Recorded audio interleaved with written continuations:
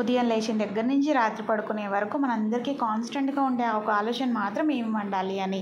వీళ్ళని అడిగితే, ఇంట్లో వాళ్ళని అడిగితే చక్కగా ఏదో ఒకటి వండే అంటారు. తీరా మనం ఆలోచించి ఏదో ఒకటి వండేస్తే అది తినరు. అందుకని వాళ్ళకి ఏం నచ్చుతుందో, వాళ్ళకి ఏం తినాలనిపిస్తుందో అన్న ఆలోచించి మరీ అన్నం వండాలి, అందులోకి 4 రకాలు వండాలి, చపాతీ వండాలి, ఇవన్నీ పెద్ద పెద్ద ఆలోచనలు కదా. నేనైతే 5 days లంచ్ బాక్సెస్ ఏం పెట్టేసానో చూసేయండి ఒకసారి. ఫస్ట్ డే అయితే టమాటా పప్పు, రైతా అండ్ బెండకాయ ఫ్రై పెట్టేశాను.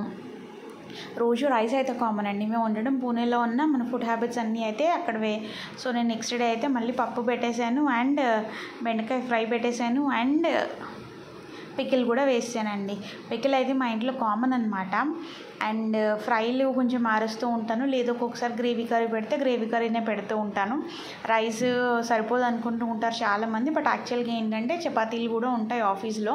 సో వీళ్ళ ఫ్రెండ్స్ ఐటమ్ షేర్ చేసుకుంటూ ఉంటారు, అందుకని ఒక బాక్స్ తీసుకెళ్తే సరిపోతుంది. రైస్ చపాతీ వేరే వాళ్ళు తెచ్చేది వీళ్ళు షేర్ చేసుకుంటూ ఉంటారు. నేను చేసే పప్పు కూడా కొంచెం వీళ్ళ ఫ్రెండ్స్ తింటూ ఉంటారు. సో అందుకని ఎవ్వరూ బెంగ పెట్టుకోకండి, మా వారికి తగినంత రైస్ అయితే నేను పెడుతున్నాను. అండ్ రోజు కూడా ఏం పెట్టాలి లంచ్ బాక్స్లోకి అనే ఆలోచన అయితే నాకు కూడా వస్తూనే ఉంటుంది. ఏదో ఒకటి అలా పెట్టేస్తూ ఉంటాను. బట్ వీక్లీ 1 or 2 మాత్రం మా ఇంట్లో ఏదైనా రైస్ ఐటమ్ ఉంటుంది. లైక్ మసాలా రైస్, పలావ్ కానీ, బిర్యానీ కానీ, గ్రీన్ రైస్ కానీ, అలాంటివి అనమాట.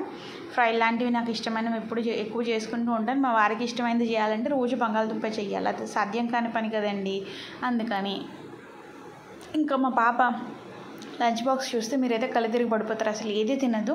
సో ఎవ్రీడే ఇడ్లీ దోశ మారుస్తూ చపాతీ, జామ్ చపాతీ పెరుగు ఇలాంటివి పెడుతూ ఉండాల్సి వస్తుంది. తను ఎప్పటికీ ఫుడ్స్ అన్నీ తినడం స్టార్ట్ చేస్తుందో నాకు తెలియదు. కానీ మీరు ఒక లైక్ ఇచ్చి సబ్స్క్రైబ్.